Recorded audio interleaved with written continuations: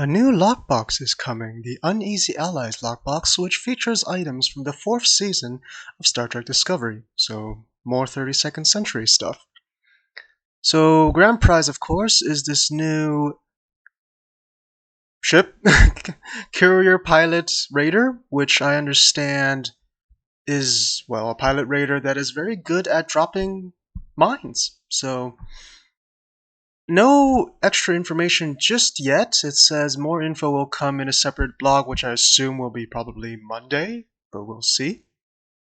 So can't judge much of that right now, but moving on. Inside the lockbox itself, we have the 32nd century environmental suit, which, well, disables safeties, putting on a test mode, deploys randomized hazard, typical used for calibration. It's vague, but basically hazard deals damage over time, slows foes, and does various things. It's not very clear what they've written, but apparently it's just, yeah, it's different. We'll have to find out when it actually releases. I don't know why they're so unclear on this. Anyhow, Universal Console, the micro dark matter anomaly. So this is like the big thing in the 4th season, and it's basically it's a console that basically does a similar thing to Gravity Well, the science ability, and yeah, just pulls things towards it, does kinetic damage, basic stuff, and it increases max subsystem power, which is kind of useless.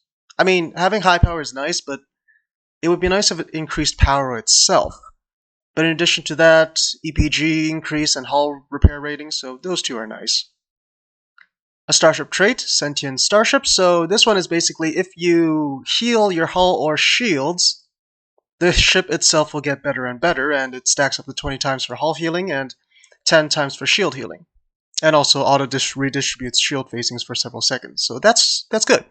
Excellent for tanking. Otherwise, if you're doing DPS builds, which most people should be doing, this is not something you kind of want to use unless you're having a very hard time surviving. Next up are the unlikely allies weapons. So these are like the anti-proton weapons, or we think it's anti-proton we see in the show. And it has even more critical hits than standard anti-proton weapons, so that's nice. And also improved effectiveness of exploits and exposure, so that's fantastic. And also opening these weapon packs has a chance of letting you get the vanity shield that gives the look of the Courier Pilot Raider. Moving on, there is the Universal Kit Module Blade Beetle Swarm, so it summons a bunch of beetles and they attack your foes. Simple enough. And then there's Duty Officers, Sister of Quamlat, so one of these ladies. So it says when your cause is hopeless, so I don't know what that means. I assume it's if your health is very, very low, she will appear, maybe, and revive downed bridge officers and damaging enemies. So yeah, cool. Foreign specialist, so using any engineering bridge officer ability targeting on a foe has a chance to remove a buff. So that's nice. Yeah, debuffing is always good. Meddlesome politician, so when you use a science bridge officer ability, it reduces enemy incoming hull heals, and anytime it receives hull healing, you also get hull healing. So that sounds nice. Again, it's more of a tanking thing, but maybe it's useful in PvP. Nobody PvPs in this game, honestly. Come on, guys. Alright, so space traits. So first one, rogue scientist on board. So periodically, at random, your ship will generate attack pattern Omega 1, photon torpedo spread 1, or emergency power to shields. And this is not the photon torpedo spread 1 is just an attack. It doesn't affect your own torpedoes at all. And if you have no torpedoes, it's going to launch your torpedo anyway. A little bit of randomness if you want that in your gameplay. Next one is independent wingmate. So this is for your for you carrier players. So your first hangar pet launched receives massive bonuses to survivability and damage, and if that one is destroyed, the next one will get these bonuses. So yeah, that's fantastic. Against all odds, increase hull hitting on targets who have low hull. That's mediocre. So these two ground traits increases exposed chance and increases exploit damage. So it would be nice if it was one trait though. I mean, honestly. Oh yeah, and negates the first crowd control attempt on you, which that's nice, yeah. Maybe more of a PvP thing. Most PvE mobs don't use crowd control. And then accepts no sacrifice ground trait. So same thing with against all odds. Healing at low health gives more healing. Yeah, not quite important. And of course the Vanity Shield, if you want to have more of a look at this, which again you get from you can get from the unlikely allies' weapons.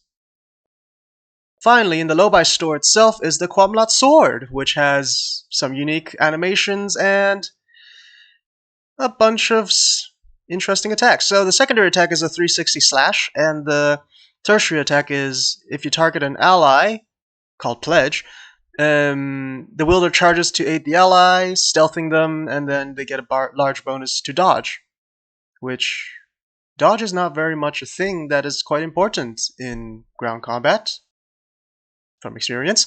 But it does heal them, so and also revives them if necessary. So this sounds like a very interesting sword. Also, it looks so cool. But yeah.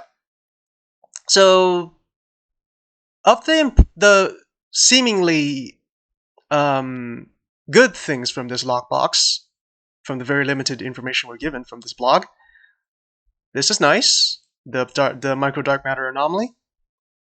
This could be nice for tanking.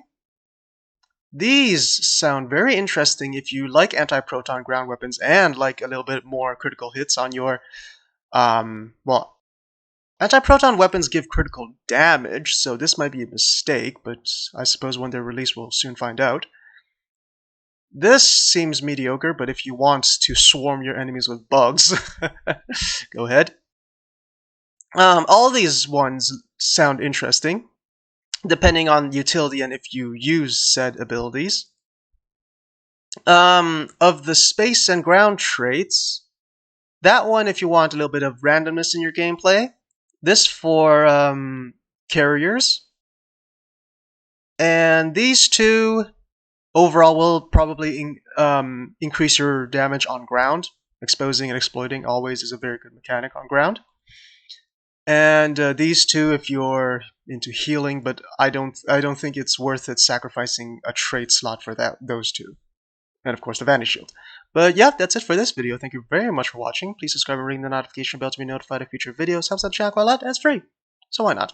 Also, you can contribute to Patreon and membership if you want to, and in the description where you also find Discord.